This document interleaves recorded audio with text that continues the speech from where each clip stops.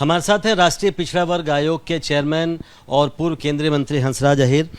Sir, आपने कुछ दिनों पहले एक रिपोर्ट जारी की जिसको लेकर बीजेपी की जो विपक्षी पार्टियां हैं वो आप पर निशाना साध रही हैं। आज तृणमूल कांग्रेस ने कहा है कि आपका नाम लेकर कहा है कि वो विभाजन की राजनीति कर रहे हैं। अब जब चुनाव का समय आ रहा है तो एक जाति को दूसरी जाति से लड़ाने की बात कर रहे हैं। नहीं, आयोग विभाजन की राजनीति कर नहीं सकता। ये हमारा संवैधानिक चेयर है, पद है। हम इसमें राजनीति बिल्कुल नहीं कर रहे हैं। हमारा अधिकार है कि ओबीसी कमीशन का अर्थ क्या है कि हमें जितने भी देश के अंदर में ओबीसी जाति में वर्ग में लोग आते हैं उनको न्याय दें। हम हर स्टेट में जाके रिव्यू ले सकते हैं, वहाँ के चीफ सेक्रेटरी को बुलाकर हम जानकारी ले सकते हैं और उस हिसाब से हम 12-13 स्टेट में हम घूमे 6 माह में। तो जहाँ जहाँ पर भी हमें गलतियाँ दिखी है उसका एक रिपोर्ट तैयार किया हमने और हम अब राष्ट्रपति महोदय को भेजने वाले थे, तो उतने में सब बातें सामने आ गई है। तो इसमें से हमारा काम है कि वो मैं पहले एमपी रहा, एमपी था, मैं बीजेपी से एमपी था, मिनिस्टर था, लेकिन आज मैं मिनिस्टर नहीं, एमपी नहीं, बीजेपी से इस विषय का कोई संबंध नहीं आता है।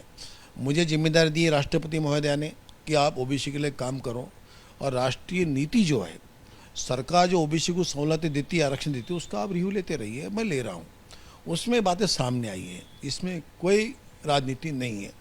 हर पन्ना, हर फिगर मुझे राज्य सरकार से मिला हुआ है, वो मैं आपके सामने पेश कर रहा हूँ। अब उसके पर अगर ये कहते हैं कि मैं राजनीति कर रहा हूँ तो वो उनका मैं जवाब नहीं दे रहा हूँ। मैं फिगर पे एक सवाल पूछूंगा नहीं, चूंकि जेडीयू आरजेडी की तरफ से एक संयुक्त प्रेस कॉन्फ्रेंस की गई आज पटना में और उन्होंने कहा कि केवल गैर बीजेपी राज्यों की बात क्यों की गई है।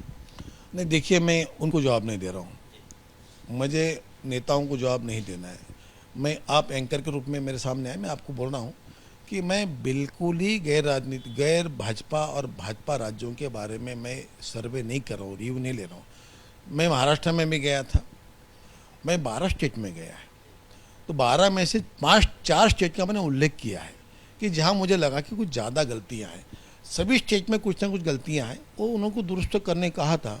कई मेडिकल कॉलेज के एडमिशन के प्रॉब्लम थे, कई केंद्रीय विद्यालय, नवोदय विद्यालय के भी एडमिशन के प्रॉब्लम थे, तो सभी राज्यों ने सुधार कर दिया। तो उसके बारे में तेलंगाना में गया हुआ था, वहाँ पे भी कुछ गलतियाँ थी, उन्होंने दुरुस्त कर दी, हमने मान लिया। अब यहाँ पर बंगाल की जब बात आती है या बिहार की बात आती है, वहाँ कौन मुख्यमंत्री बना है, हमने कभी मुख्यमंत्री का नाम नहीं लिया, हमने कोई दल का नाम नहीं लिया, हम लेंगे भी नहीं। हम इतना बता रहे कि आपके सरकार के आपके कार्यकाल में यहाँ ओबीसी का छल हो रहा है, आपकी गलती से हो रहा है, अनदेखी से हो रहा है, उसको दुरुस्त करो। ये हमारा काम है और उसको हम नोटिस भेजते हैं, काम करवाते रहते हैं। ये हमारा प्रामाणिकता से हमको काम करना पड़ता है। बंगाल में हालत कितनी गंभीर है? आपने कहा कि वहाँ पे जो हिंदू ओबीसी हैं उनका हक मारा जा रहा है, कैसे? देखो, बंगाल स्टेट में वहाँ के chief secretary, additional chief secretary, वहाँ के CRM की उनकी संस्था है, CRI कल्चरल रिसर्च इंस्टीट्यूट, उनके चेयरपर्सन, सभी से मेरी मीटिंग होने के बाद नहीं, उन्होंने मुझे दी है, फिगर्स दी है कि बंगाल में ओबीसी की 179 जातियां हैं, उसमें से 118 मतलब 118 जातियां मुस्लिम ओबीसी हैं और मेरा ख्याल है वहाँ पे 81 कुछ जातियां हिंदुओं की है। इतने उन्होंने फिगर दिया था। अब उस जातियों की अगर हम इतने बड़े स्टेट में अगर जहाँ पर हमारे देश के 179 जातियों में 118 अगर मुस्लिम हैं तो बचे हुए कितने हैं? 71। अब 71 को अगर आपने हिंदू में लिया, 61 अगर हिंदू जातियां हैं तो देश में हर आदमी को लग रहा है ये आश्चर्य की बात है। यहाँ पर 70% हिंदू रहते हैं, वहाँ पर मुस्लिमों की ओबीसी ज़्यादा कहाँ से आ गई, जाति कहाँ से गई? और मुस्लिम में इतनी जाति है भी नहीं है, सबको लगता है। तो ये एक बड़ा विटंबना है वहाँ के अधिकारियों की। CRI जो वहाँ की इंस्टीट्यूट है वो गलत काम कर रही है। हमने ये कहा है आपका संशोधन करने का काम है, रिव्यू वहाँ का अभ्यास कीजिए कि कौन ओबीसी में है, कौन ओबीसी के लायक है। कुछ वहाँ पे नियम बने हुए हैं, वहाँ पे आदेश निकले हुए हैं कि वहाँ पे शैक्षणिक है, सामाजिक है, कितना पिछड़ापन है, वो देखा जाए और उसके बाद में सरकार उसको रिपोर्ट बनाती है। स्टेट की ओबीसी कमीशन उस पर विचार करता है बाद में और भी कोई संस्था से विचार करती है, उसको कंफर्म करती है। इन्होंने उठा के जिसने जो कहा कि हमको ओबीसी में ले लो, इन्होंने वो सीआरए को दे दिया। सीआरए ने देखा कि इसका कपड़ा ख़राब है, गंदा है, या कोई घर में कपड़े धो रहा है, उसको धोबी मान लिया। कोई घर में कोई बड़े का काम कर रहा है, उसको बड़े ही मान लिया। ऐसा उन्होंने कहा मुझे, मैं नहीं कह रहा हूँ। वहाँ मैं बैठा तो वहाँ के अधिकारी मुझे ऐसा बता रहे थे। अब कोई घर में बकरी पाल रहा है, उसको उन्होंने पाल बना दिया होगा। ऐसा नहीं होता है, उसका तो नियम है, वहाँ पालन नहीं हुआ। इसीलिए जो है कि एक ज़माने में 2009 तक 66 जातियाँ ओबीसी में थी बंगाल में, पश्चिम बंगाल में। 66 में से 12 जातियाँ मुस्लिम ओबीसी थी केवल, और बाकी हिंदू ओबीसी थी। 66 में से 12 मुस्लिम, बाकी हिंदुओं की थी। जो थी कब? 2009 में।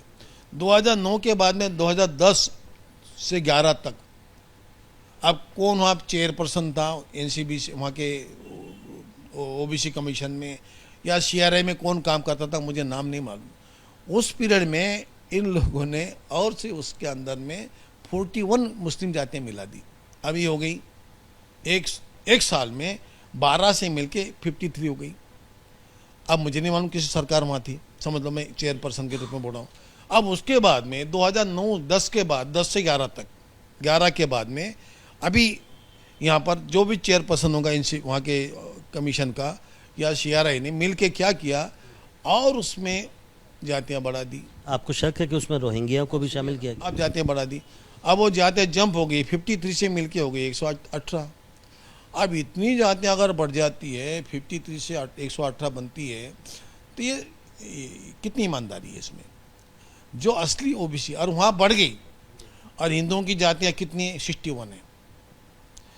जब 2009 में 54 से 61 हुए हिंदू के ओबीसी। 2009 में हिंदुओं की जातियाँ 55 थी, ठीक है। और अभी इनकी 1012 हो गई, 18 हो गई है। हिंदुओं की 61 हो गई है। अब बताओ, ये हम अगर ओबीसी चेयरमैन के रूप में आ जाते तो हम गलती दिखेगी नहीं हो, हमने उल्टा।